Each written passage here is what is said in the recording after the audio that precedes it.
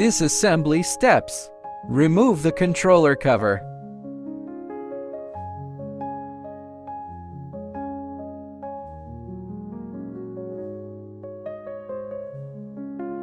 Loosen the wire screws and disconnect the wires on both sides.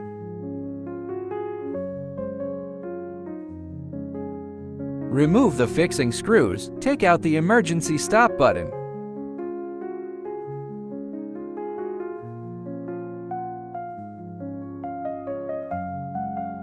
Installation steps.